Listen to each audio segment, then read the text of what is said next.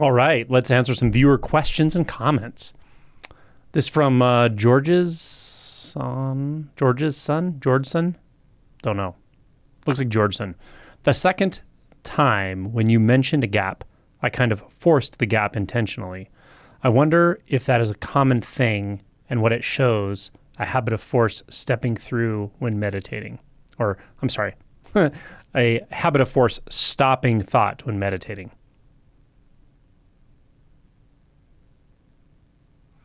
You probably can do it through a kind of force initially. I'm sure you can. You can kind of force it's probably like a little bit of a forced disassociation or something. But I think if you continue that, you'll just find you just introduce strain, like a physical strain even. Your body might start tensing up, or your face or your eyes or your mouth. And so I often encourage people just to relax, because what happens if you don't realize that is it'll get really intense very quickly. But the true settling of the mind, the true settling of consciousness that I'm always pointing at with this stuff, really comes from a place of relaxation and alertness. And I've said it before, I'll say it again. Finding that magic combination of alert but relaxed, of interest but not pushing or pulling, like equanimity, that's the key. So you are alert, completely aware of any thought that may be stirring, but also not pushing on the thought or pulling on the thought, and not identifying with the thought that says, I'm the thinker, I'm the one doing this, I'm the one pushing or pulling. The last bit that I just said, that's the key. That's where people get hung up for a long time until they don't. When you realize the thinker itself is a thought, when you realize the one that's trying to do neti is a thought, when you realize the one that's trying to find the gap is a thought, you're identifying with the thought that says I'm finding a gap. That's where you start to really drop in, let's say. Someone asked a question recently on one of these comments. I may find this, I may not, but they said, like, when I do this, there's a gap and then everything's black. There's like blackness or blankness. What do I do? And I said, throw out the blankness or set aside the blankness. Because you may not realize it, but you have an idea about that. You have an idea about blankness. Or you wouldn't have asked the question. That's how I know. Set that aside. What happens when you set aside blankness? Now what? That's the kind of acute curiosity you have to have with this. Attention 360 degrees in all directions, to where it's just complete alertness. But you can do that from a relaxed place where you're not straining, pushing, pulling, and you're not contemplating the process. Again, we tend to identify with contemplating the process. That's a thought that says, oh, here's what's happening. That's a thought. Set that thought aside. Now what? And that what is not a thought. That's the point. Okay? So that's how I like to point in this case. Look for those subtle thoughts. It's the thought you're identifying with that's the issue, not the thoughts that you can kind of see out there or something. Even imagining yourself seeing a thought from a distance is another thought. That's an imagined experience. You get me? Okay. Someone said a video I made about direct experience. These types of videos make me think I actually have no idea what direct experience is, and thus I've made no progress. Well, this isn't really about progress, but do be alert to whether that is really a doubt thought that says, oh, I don't know, I can't figure this stuff out. When I talk about direct experience, I'm talking about deeper realization. But the initial realization that's critical is to disidentify from all of that doubt. This is related to the question I just answered. Disidentifying from that doubt mass that says, oh, I don't know, it's probably not me, I probably don't get this, I'm not sure if this is right. Is this right? Is that right? That feeling of being the one in doubt all the time, the feeling of being the one that just doesn't know and can't figure it out is probably not good enough. Some people identify it as shame. This part of it I kind of call doubt, because that's the form of the thought. It's like, I don't know, maybe not, I don't know. If you look closely, you may see that, yeah, there's shame underneath, that it's something fundamentally about you, but the thought itself is just kind of like a doubt in action, right? It's a thought that gets sticky and it feels easy to identify with, right? Because as long as you're doubting right now, you're kind of you're out of the hot seat. The moment you stop doubting, you're in the hot seat. Because there's not much farther to go, really, right? What do you have left when you get rid of all your doubt? There's a good koan for you. What do I have left when I get rid of all my doubt right now? Try it. See what happens. Okay, good question. What would be the most direct way to work with that? Questioning myself. What am I avoiding, resisting? Or who or where is the I that resists? Who or where is the I that resists? So this comes from a video called, let's see if I can find it.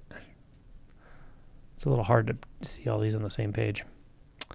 But the real answer is, this is from a video called The Mechanism is at the Root. This mechanism is at the root of all suffering. The best way, the most direct way, et cetera, that's really for you to figure out. I'm not saying that to be slippery or because I don't know or something like that. I do know, and the answer is what works best for you, right? So you have to try things out. You have to find that, like I said, that magic elixir, that combination of orientations or that combination of relaxation and alertness and curiosity that works for you, right? So try different questions and see what works for you. Okay?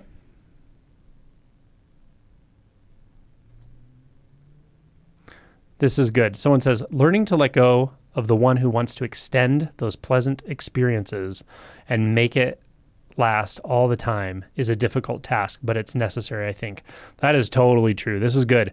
So like as you have some realization, some insight, some tastes of awakening or even awakening, there's going to be these thought streams that come that are like, okay, how do I maintain this? How do I maintain this that I feel good right now? How do I maintain it? Well, you're already making assumptions that you feel good right now. You're already making assumptions that there's someone there that feels good, that there's somebody there that really has this much buy-in to make you like want to hold on to that experience, and that there's a relationship between that someone and the experience such that you can control it.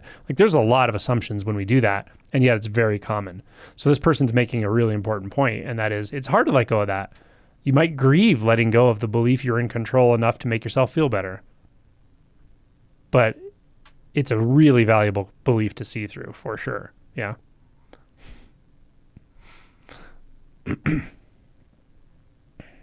Someone says, thank you. Suffering is a gift from the universe. It is. It is. Doesn't feel like it when you're going through it, but it is. Someone says, this stuff is fascinating. That's from Andrew Donnell. It is. It's fascinating. It's fascinating. It's fascinating. You read about it. It's more fascinating. This is interesting. That's interesting. And then when you cross-breed, cross-pollinate that interest with that fascination with realizing that you're suffering, realizing that the way you've been trying to make your life work is not working, and you feel kind of helpless there. I know this sounds like a different thing, but it's not a different thing. When those two cross-pollinate, that's when magic happens. Okay, someone says, I have a lot of disassociation. What could help against that? Anxiety, which distances me from experience. Disassociation, I really think emotion work. Really. Be willing to do that emotion work. There's a lot of approaches. Therapy, trauma therapy. I have a chapter on emotion. I have a whole playlist called Emotion and Shadow Work. That's the key for you. You could also try somatic things like TRE and so forth, but those might be a little bypassy for some people who tend to really disassociate. Okay. Carrie said, perfect timing. Was trying to talk about this today and couldn't come up with a clear way to describe it. It feels like even experience loses all boundaries or delineation. Yeah. No experiencer, no taste, sight, etc. Spectrum apart from one another. And yet there is hearing, seeing, taste, touch, so much more that can't be described. Multidimensional and not at all the same and not all at the same time. Thanks for sharing. Yeah, that's exactly it. Very clear there. I could call it like interpenetration. I could say the Heart Sutra points really well to this. Beautiful. Someone says, how are non-dual experiences outside of time and space? It's a good question. Let me say it this way. Time and space are constructs of the mind, and those constructs of the mind allow us to believe that there is someone in time who's having an experience, and experiences come and go and change.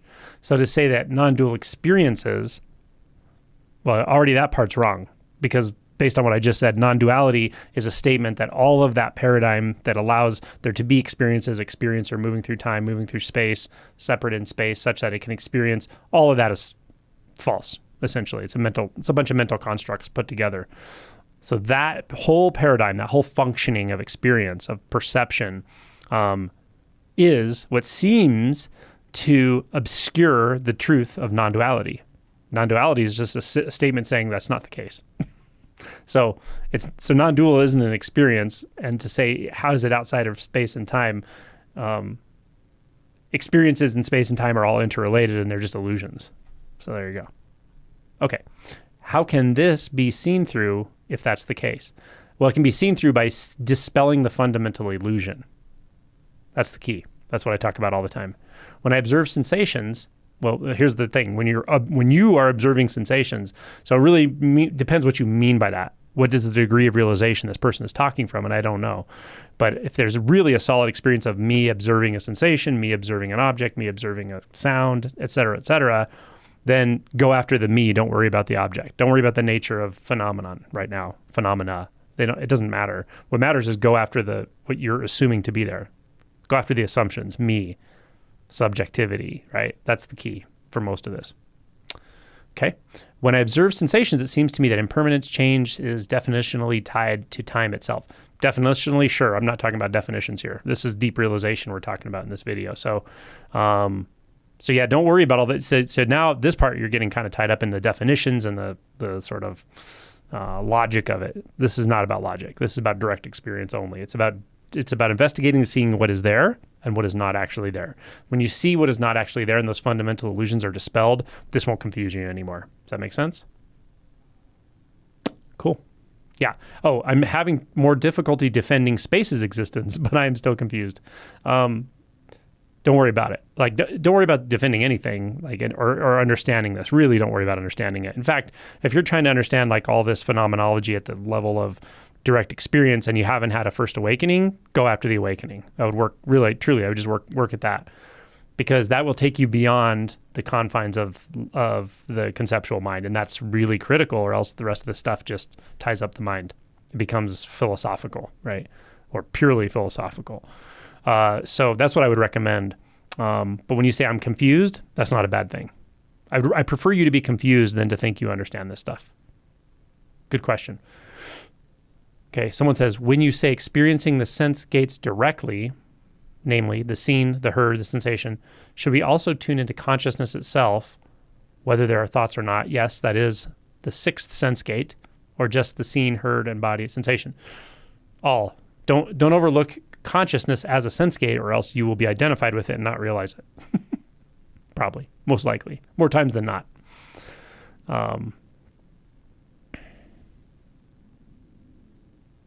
Okay. This is from Birgit. I don't know. They make a lot of comments, but I don't know how to say the actual name. Directness, immediacy that can be called selfness, nothing else than what it is, without observer, no need to name. Nice comment.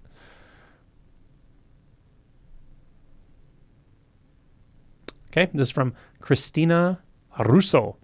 I'm not sure if you are familiar, but the law of one channelings, really helped me to understand what is actually happening with autistic people from a quantum level. Autistic beings are operating in a higher level of consciousness, and their bodies cannot house it.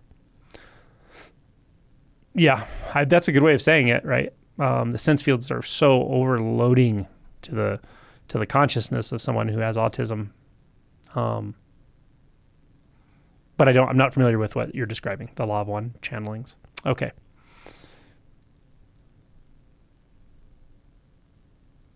Okay, someone said this is from Siddharth 9.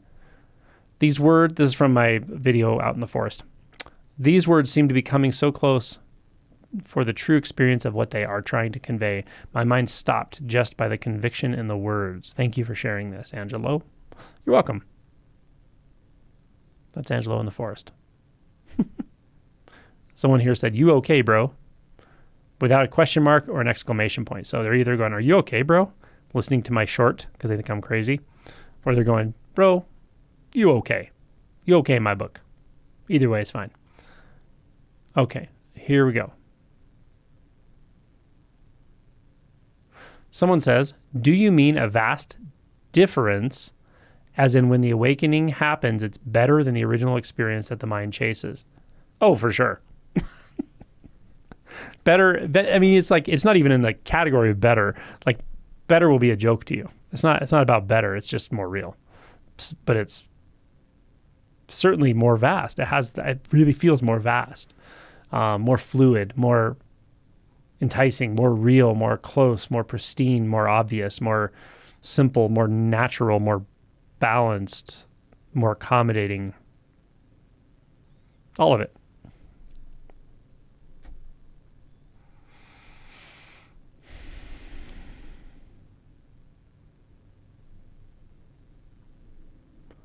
Okay, someone says, during meditation, I can rest as awareness, be the context in which everything appears. How do you go from this to seeing that context and content coincide? My mind expects this realization. Should I forget it?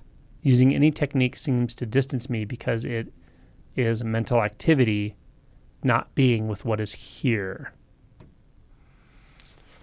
Yeah, I mean, it really depends on you. So, if you really know what I mean by do nothing, like if I could just say, just stop, just do nothing, don't fabricate anything.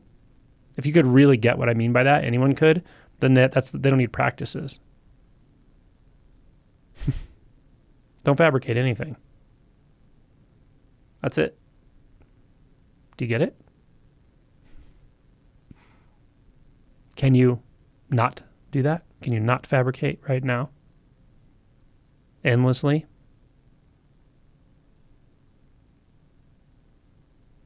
Yeah, maybe.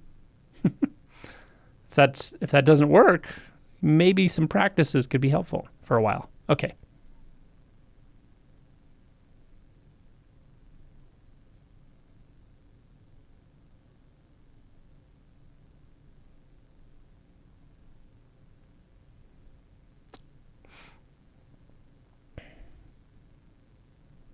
Just scrolling here a little bit. Someone says, why is to just be so painful?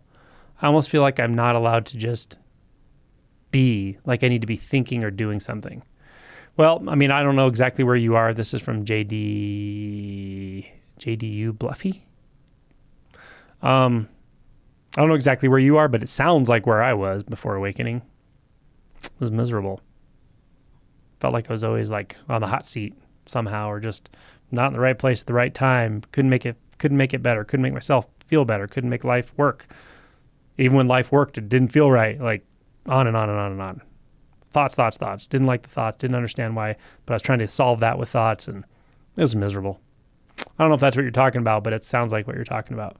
But that's why I talk about all this awakening stuff, to break that spell, to get to the fundamental truth that is not about, it's not confined to the experience of you, the suffering one. It's far beyond that, and far deeper and far more intimate.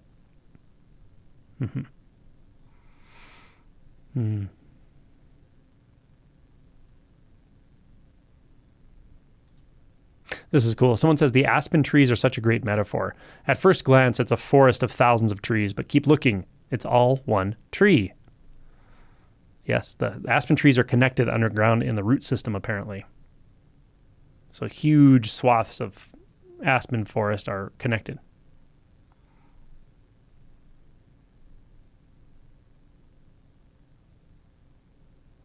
This is beautiful. Sweet Melly Sue says, I'm grateful for all the circumstances and conditions in my life exactly as they are today. This includes everything, all of it, the good and the bad. There are lessons and pointers in all of it, spiritual gemstones. They all helped me to get here or right now. Being grateful for these things that I once considered regret and bad things seemed to take a lot of the power away from them and helped me stay more present, which is all there is now anyways. That's a very mature and in alignment with truth and with reality orientation, right? We create so many of our own problems by thinking there's a problem. So many.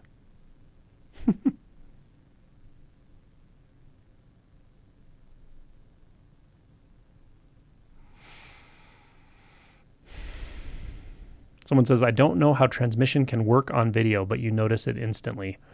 You don't even need video. I was like contemplating today. I'm trying to remember even what the heck it was that brought this up to me. But how phenomenally synchronistic all of this is, that you find what you need when it comes to what it is, the catalysts that help you wake up, whether it's find the right video, the right book, the right person, the right conversation. It's really, really phenomenal. And it's not just random chance. On the other hand, I notice it's interesting. It's a little hard to explain this without telling a story, but anyway, it's fascinating too that someone who's not quite ready for this, it can be right in their midst, right in their face, like right around them.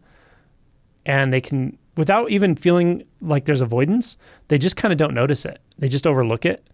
Like they can be right there, and they may even feel like they're interested in it, but somehow they just sidestep it, like the actual message here. It's really fascinating to watch. And then all of a sudden it clicks, and then they're like, oh wow, it's like they discovered something that was right in front of them the whole time, you know? And you've watched it going, it's right there if you really want, you know?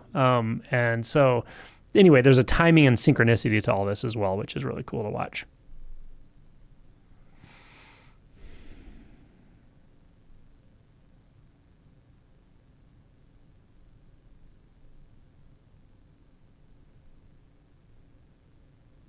This is fun.